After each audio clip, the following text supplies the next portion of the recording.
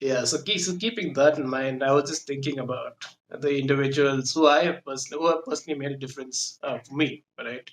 And Yes. the first person when I was going through online, I remembered you, Mac. And like I was saying before, you put out these videos out there. Probably you didn't even know I was watching them and actually followed what you said and saw results from it, right? And Ah, as I was saying before, you put this vlog out where you spoke about the power of four-letter words, and you said it's something you just thought about. And at the time, we were doing theater. We were doing our own plays right here, and we went by the name Live the Dream Studios. And there's a ah, four words. And then I thought, okay, let's go by this advice. Let's just take the first letter of each word and go with LTDS. And that's kind of worked out. It worked out. It stuck, and that became a brand name, right? wow, Yeah. So I wow. rebranded it completely to LTDS, and it stuck. We don't do theater anymore, but people still remember LTDS. Nobody remembers the full name anymore. It just stuck, right? So there are many such examples which I can quote. But like I said, this conversation really isn't about me. I wanted to get to know you.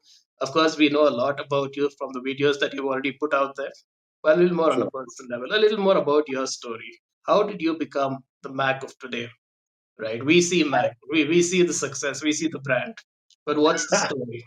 I love it. It's for one, again, I am super honored to be a part of this.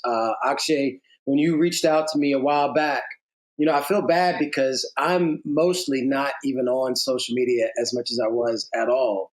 And largely it's just because, I mean, I could say time, but I think that mainly it's just because I have just been focused on so many other things.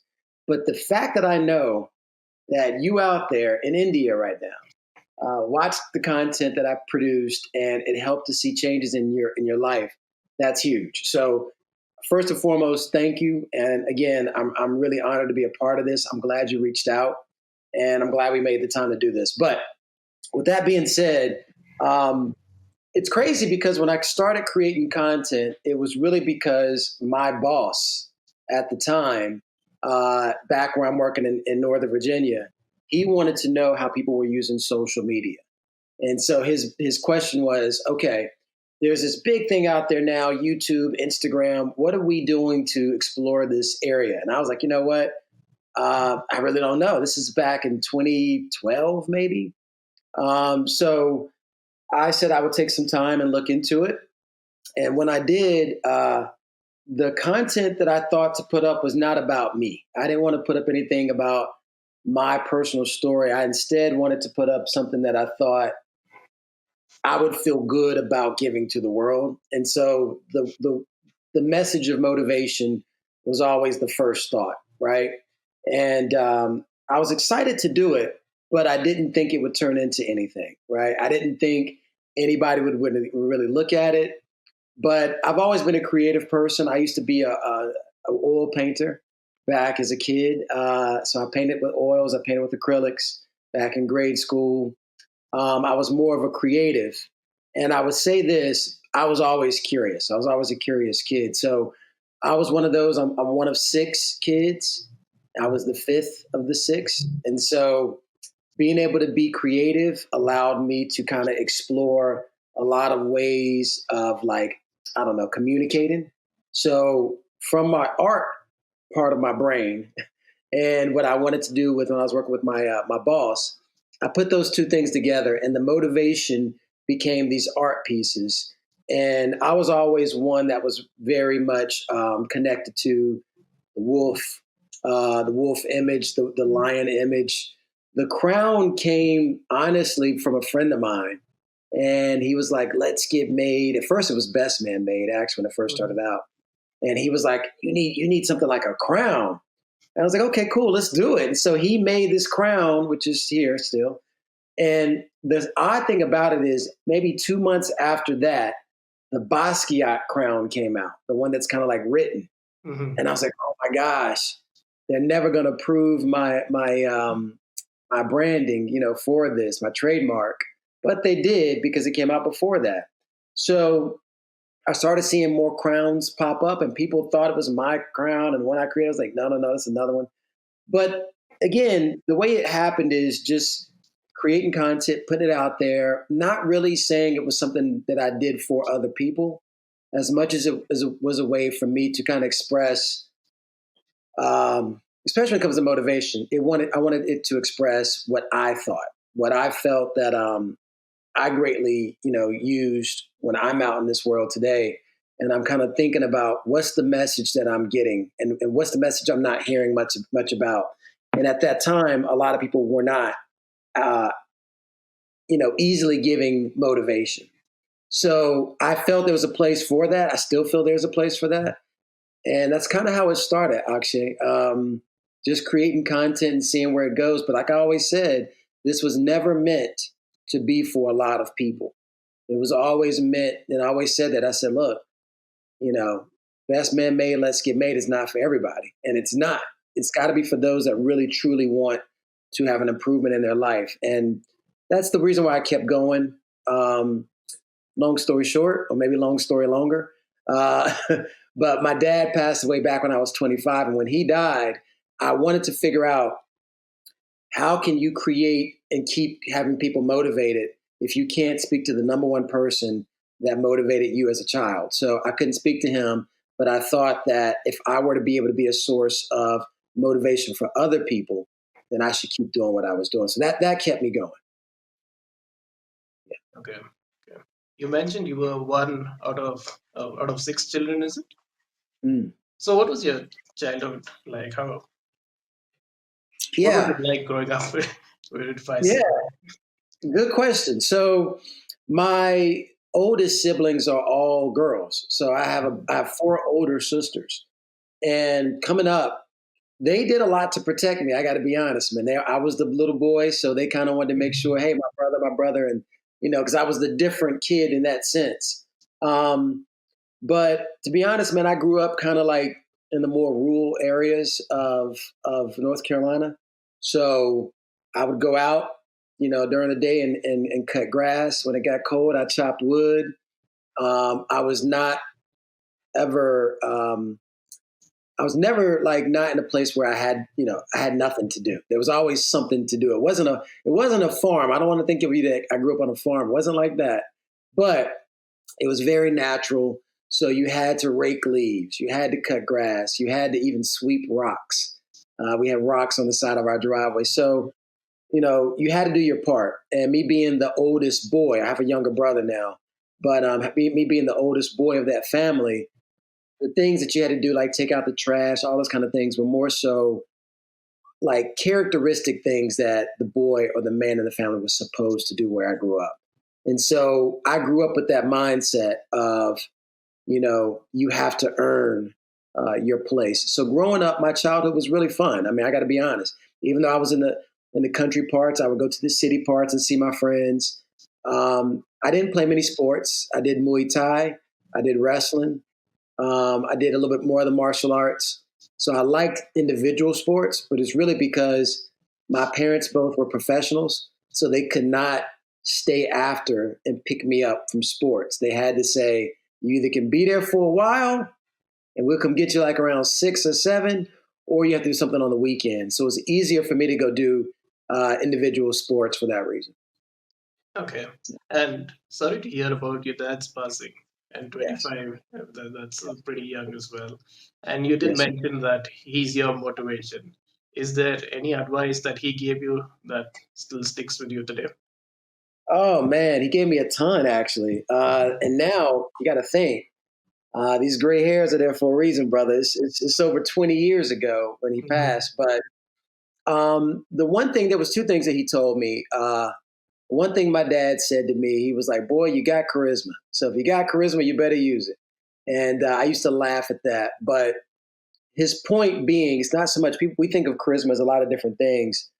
Back my generation, we would say stuff like swag. The younger kids now say riz. But it's not necessarily that. I think what he meant with charisma was, you can get people's attention, and you can inspire people, and you can motivate people, but it's got to be for good, because the negative part of charisma is manipulation, right? And you can tell when people are being manipulative, and that's something people need to steer very clear of. So I was always very cognizant about using what I said and what I did and how I did it for the sake of inspiring, motivating, and helping to move people's lives forward. There's a lot of ways you can do that for your own benefit. And I have to be very cognizant not to do that because I know that some people have done that. And I've been around people like that. And I've learned a lot from them. But that was never the goal. That was one thing he gave me. The other thing he always said to me was, uh, it costs to be the boss. That was an old saying. But his whole point of saying it costs to be the boss is that whatever it is that you're trying to achieve in life, if you want to be the one calling the shots, if you want to be the one that, even in your own life, if you want to be not being affected by other people, not having to be the follower of other people, be your own man, your own person, it's going to cost you. And sometimes it's going to cost you friendships. Hate to say it. Sometimes it's going to cost you money. Sometimes it's going to cost you time. But uh, but it's just the truth. Anywhere you want to get in life that's worth going, there's a cost.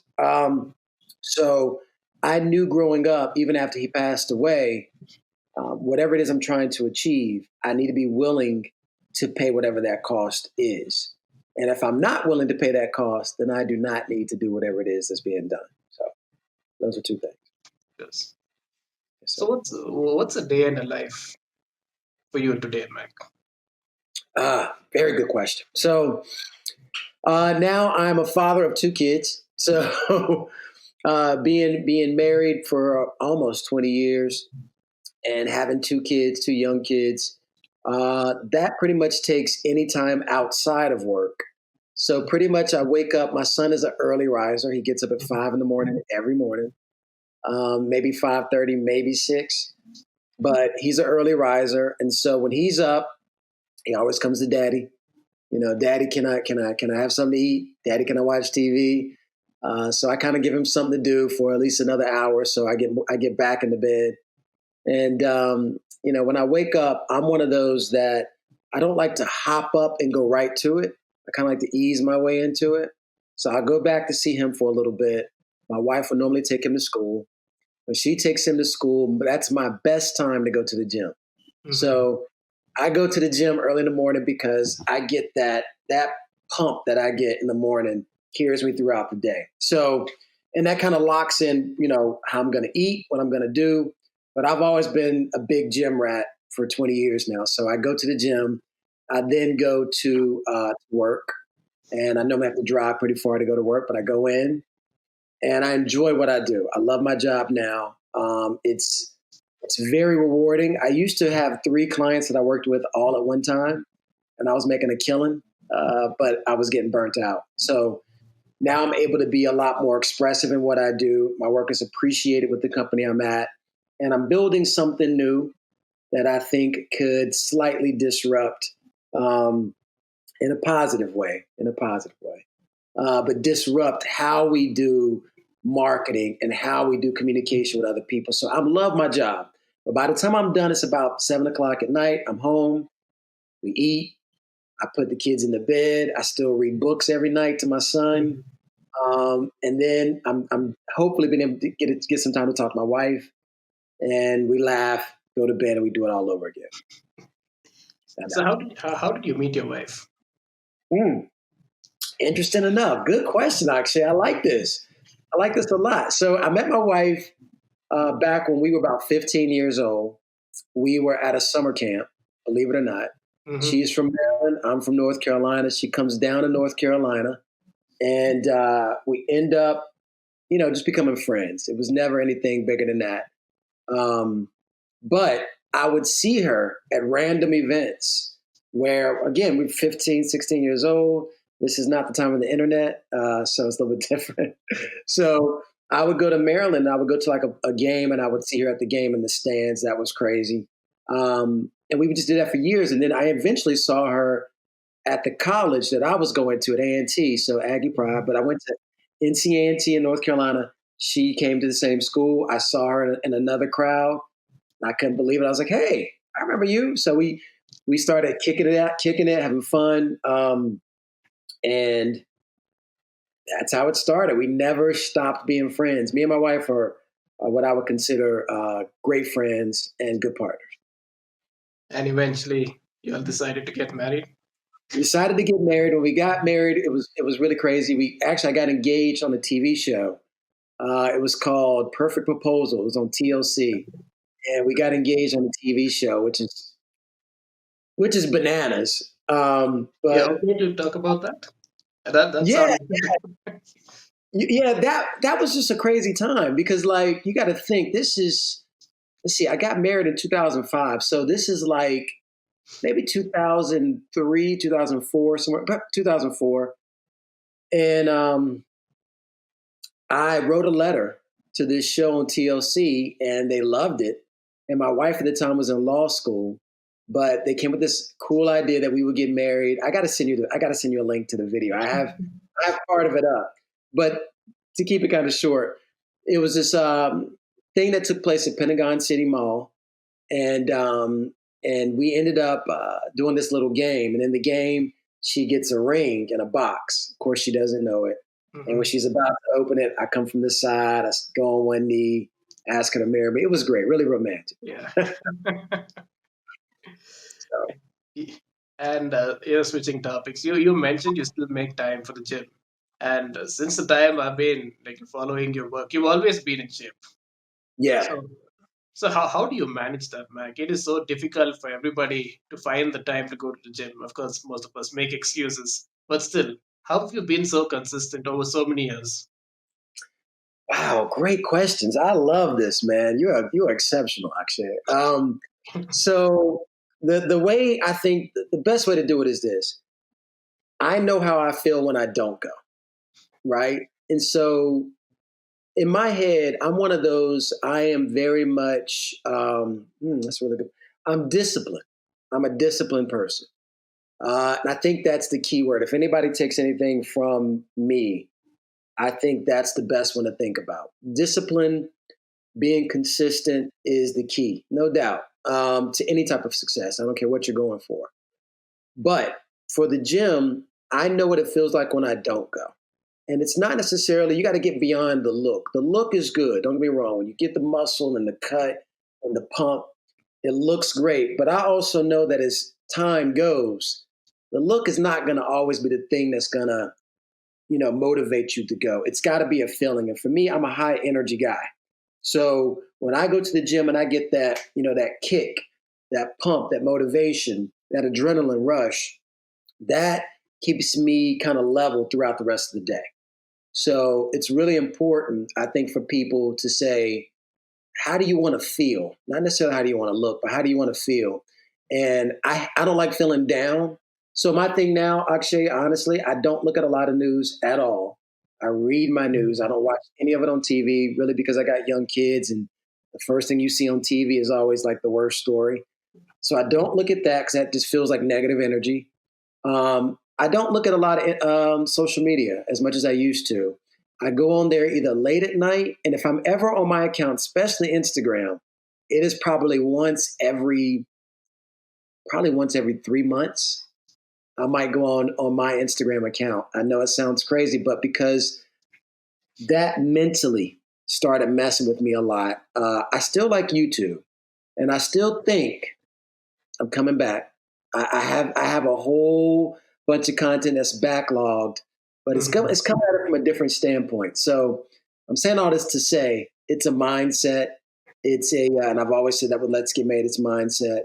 But that dedication that you have going to the gym helps to feed that type of mindset. Okay. And are we okay to talk about some of the individuals that you have worked with? Sure. I don't know of how much detail I can go into, but let's try it. Yeah, whatever is okay, right? Yeah, And we'll try it. Yeah, sure. the way I discovered you, Mac, is through the Hodgetwins. Right? Of course. I'm a big fan of the twins. Their workout advice always seemed to work. And then one day you turned up, and and then and the most impressive thing, like the twins were lifting heavy, right? And then you were keeping up, and then they would always mention like Max keeping up. And That's true. but how did, if it's okay to talk about, right? Sure, How sure. did you get to working with the twins?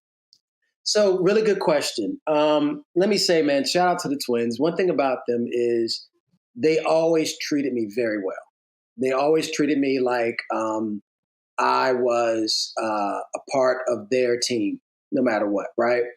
So let me say how I met them. So, oddly enough, I live in a smaller city, actually, in Northern Virginia, which is outside of DC. So it's a DC suburb.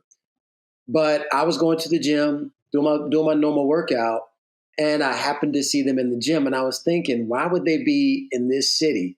Of all cities in this area, are they doing a show? Are they here for a visit? Because my thing is, I was a Twins fan too, especially now. You got to remember the years. This is back when they did fitness content.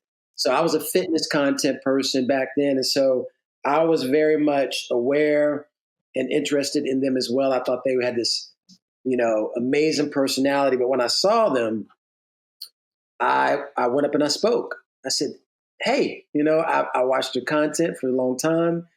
Glad to see you here. I'm kind of surprised you're here." And I believe it was Kevin that said, "Hey, I recognize your shirt."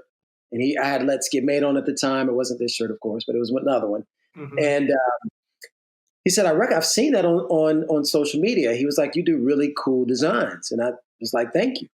And we got to talking, and he said, "We should talk more." And so I actually went out to their office, I think that night, and we came up with a deal of where I would kind of help them with their apparel at first. And that's kind of how we started the conversation of being connected. But I was just as amazed to see them in the gym, I think, as you were amazed to see me in the videos, because that was never the plan. It was never the plan. And I recall there was a video with you and Dame Drops. And I used to follow Dame Drops because he has a really entertaining content. So how did you get to meet Dame Drops? Very good question. So Dame, so the thing about it is, I think that more than especially at that time, a lot of content creators knew about each other, right? So no matter how big your channel was, it wasn't necessarily the size of the channel. It was more so what the content was and who you were connected with, because they'll see it happen with other content. But I believe it was a commercial or something we were doing. I was doing with the twins, and Dame was there as well. And so Dame ends up meeting up with me and meeting with the twins, and he's laughing, and we're having just such a great time. We're thinking about going out to get some food, and Dame is the one that came up with Mac is Legend. He's like, "Oh, dude, we got Mac here, man. Mac is Legend." And I said, "Man, I'm gonna use that as my name." He was like, "You should." And so it was Dame. I give Dame the credit for giving me that name, but great guy, like super motivated. You're talking about consistency. I mean, both of those guys, Hodge twins and Dame, very consistent at that time. And so I got a chance to kind of be a part of a lot of that, and I was impressed about how much work they put into their craft. And so you have your own YouTube channel as well, right? So Yes, what yes. made you decide one day? I'm talking about the Best Man Made series. So what made you decide one day to step in front of the camera and to record yourself? Because it's not easy, right? It's not No, easy to just look into a camera and speak, and it's not easy when you look at it from a perspective of how are people going to take in this content. There's always going to be those haters who are just going to put down everything you do, right? But to make that decision, how did you go about that entire thing? that's a really good question. The way that happened, Akshay, is again, what it was is honestly, it's what's lacking, and sometimes people overthink the content that they think will work. And I think that's when you don't think about what will work. You think about what you want to see. And for me to hit record, it feels very strange to talk to a camera because a camera is just like a black hole, right? And to be able to look in a camera, even now I'm looking at you when I'm talking, right? On screen, I'm not looking at the camera. It's hard to do that. So to do it, it was based on the content that I wanted to see. And I didn't see it anywhere else. There was another guy out there doing content that was somewhat similar, but his style was a lot different. And I was like, I want to be able to see it and hear it from somebody that would say it the way I would say it. So that's what led me to do it. And like I said before, I was a creative. I wasn't content creator. People, I think you got to be very true to that term. If you create content, that means you're coming up with something in your head. You're not looking at something that's already existing and doing the same thing. You're finding a way to create something that's new or different. And I think at that time, like I told you, I was an artist before. I've always been a creative mind. So doing it wasn't so hard for me to move forward and try it. And what about the vlogs, Mac? Your vlogs were pretty good. Any Yeah, any, any reason why you stopped? thank you. Yeah, the vlogs, man, were something. I think so. Again, one of my favorite content creators at that time was Casey Neistat, and I got a chance to actually meet with Casey, which was wonderful. It was funny because the one piece of advice I asked him for, I was like, "Give me some advice." He said, "Keep pressing record." That was his advice, actually, which I loved it. But I loved Casey because Casey thought out the camera work as if he were the entire team of his whole production team. So he would put a phone here or put a tablet there, and he would just hit record, and he would tell the story and show his story as if he's kind of all over. So vlogs to me were my first attempt at truly being a storyteller, a visual storyteller. And I love vlogs for that reason. And so they're hard. They're very hard to Mhm. do, but they're really cool when you can put them together. A lot of editing work. Okay, okay. So Yeah. what's your advice for anybody who's looking to start out on their own, or for any working professional for that matter? Okay, that's a really good question. So I think Akshay, for anybody out there that's trying to go at something new Right. and you're trying to tackle something and you want to know what's the best way to do it, I would tell you the thing is don't one don't overthink it. I think so. I think that's one thing. I think you got to remember everybody started new at some time. Um, and the only thing different between those that started doing something new and those that have been doing it for a long time is really that they were just more consistent, right? And the consistency part is the key. And I think I would say stay locked into your vision. And a lot of times when I wanted to create something new in a different area, I didn't look at anybody else's content. And the reason why is because sometimes looking at somebody else's content will naturally affect you. And when it affects you, you're thinking about what they're doing, and therefore you're creating your content to look or mimic or sound like theirs, right? Like even with the twins, they were things that after a while we picked up on the same kind of sayings, right? Or the same type of Mhm. things. Like even at first when I hit record, I remember I would look at the camera and I would do all that and I'd be like, what's going on? Welcome back to Let's Get Made. I'm your guy, Mac. And all those things you kind of pick up from other people. You got to be careful because if not, you might start doing things that they might start doing too much. But originally, I was I was really impressed by The Rock. So all Okay. that prostration and stuff was The Rock to me, right? So all that was that to me. And so me doing that was me getting in my mind, I'm gonna be like The Rock. It wasn't, twins or nothing like that. But again, us being together, and that's anybody, right? That's you being with your friends, that being with your parents, you being with your family, whatever it might be. You naturally pick up on other people's kind of ticks or things that they do. So I would say if you're gonna go at it on your own with content, have your own voice, have your own style, and message over metrics. Legit. You got to remember metrics and the algorithm is machine learning. It is AI. It has always been there. And it will read, do, connect to whatever it thinks it should, right? But that doesn't mean your content's not great. I saw a lot of great channels that had 100 followers. And I Mhm. mean, I'm legit thinking, man, this is a great channel.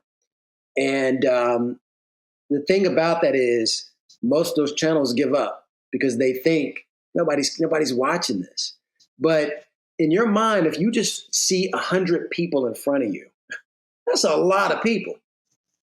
So You don't have to have millions or thousands. I feel bad now. I still got several thousand on mine, and I haven't put out content in 4 years, pretty much 2 years. And so, actually, yeah, 3 or 4 years. I don't know. It's been a while. It's been a while. So, yeah. But I'm gonna make sure. I do something. Because I actually feel guilty that I don't put content. I'll be honest. Every day or so that passes, I actually feel guilty that people, because I still get messages, and they still say it's been years, and I'm still looking for you to one day put up content. And I don't want to let people down. That's one thing for sure. But I would say again, message over metrics. Focus on what your story is. Do not worry about those numbers.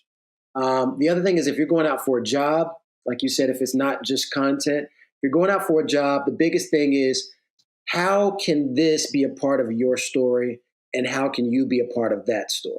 Okay. So it really is this thought that we're all connected. This thought that, like right now, Akshay, you know, who knows where this is going, where you're going, where I'm going, where after talking to you leads me. But we do know that this act has created some type of effect that we know is going to come. We just don't know what it's going to be. So you can't look at something in its present form and judge its value off of what you see presently. You have to just think in your mind, okay, look, I'm in love with this. I like this right now. This is motivating me. This is inspiring me. And when you feel that way, other people, when they hear it or they see it, they'll feel the same way. It's a beautiful thing. And I think anytime you start something new, you should approach it that way. This is a journey. This is part of your journey. Like I always say, respect the process, right? Like some of these things are going to take time, and also embrace the journey, because wherever you're going, it's you're walking a path for a reason. And largely it's probably above you, to be honest. We always put ourselves in the forefront. It's got to be for me. It might not be. It might be, but it might not be.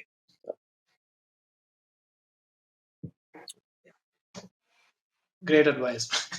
But you always you the message I get from you, Mac, now that we've spoken one on one, is you're always about giving. And Yeah. has that always, you talk about putting content out there not for yourself, but because you want others to get that message. And of course, you did mention with the job, it's what you can give and what you get back in return. But has that always been the case for you? Ah, The wow. mindset? Um, well, again, it goes back to how I was raised, right? My parents, my mom is still alive. She's still here with me, and I know that they have a very giving heart, right? My sisters, my friends. So I was fortunate enough to be around people where I saw um, there's a lot more. Let me give you a good example real quick. I'm sorry. I'm trying to think this as we talk, but let me give you a good example. I'm gonna speak to you about a guy named Bobby. Okay. So back when I was doing Let's Get Made, I was just starting to kick off and just starting to really build up traction around 2015, maybe 2016, where it started getting a little bit more heavier as far as volume of content. I think by then I was already connected with Randall, Live Fit, My Healthy Dish, a few bigger names. Not quite with the Hodgetwins yet, because that happened around I think 2017 or somewhere around there. But at this time, my Let's Get Made brand was already kind of coming out more, and I was understanding. Let me pause a little bit real quick and say brand, because people, not everything with a logo means you're a brand. Okay, that's just a logo. Let's Get Made has always been about progressive thinking, always been about continuous improvement, everything. I try to do it in different ways, but it's always been about that. My point in saying that is, I was trying to see and understand more about what it is that logo meant to me and to other people. So I was trying to develop the brand, and it takes time to develop a brand, right? So I don't even know if I actually reached brand. I don't know. Maybe I did. I hope I did. But in any case, that's something that I was always trying to work towards. Now, at one time, I was going to a camera store, and uh, I was walking out of this camera store, and here comes a friend. Well, not a friend. I'm sorry, a guy I didn't know. He's walking in, and we basically bump into to each other. Honestly, we really do. And he goes, "Oh my gosh, are you Mac from Let's Get Made?" And I go, "Yeah." He says, "Man, I'm writing you an email right now on my phone." He actually shows it to me. I'm laughing. I'm like, "That's crazy." And he goes, "Are you going to the gym right now, or what are you doing?" It was late, and I was like, "Yeah, I'm actually about to go shoot some content." And he said, "I would love it if I could just learn how to shoot content like you." I said, "Well, look, dude, come on, meet me at the gym. Let's go." So he comes out to the gym, and I'm telling him about how I look at things, how the camera angle should be. And he was like, he didn't have a camera. So I told him, I was like, use my camera. But my point in telling you this whole story is because Bobby ended up staying connected with me. I taught him how to shoot. Um, and then he ended up being like my model for a while. When I designed something, I would have him take pictures of Bobby. And we grew up, we kind of blew up. And so years in doing this, Bobby eventually became a wedding photographer, award-winning wedding photographer. And he at one time asked me, he was like, "I want to invest in Let's Get Made." And I told him, "Don't do that." I said, "Because I don't know what I'm doing. I feel too much pressure if you say that." I said, "But if I can ever pull you into another gig, I will." And so years later, about maybe 2 years ago, I got him to come to the job I'm at now. And I have him now as running production. He's amazing. So when you say giving, I've always felt like he and our stories were connected.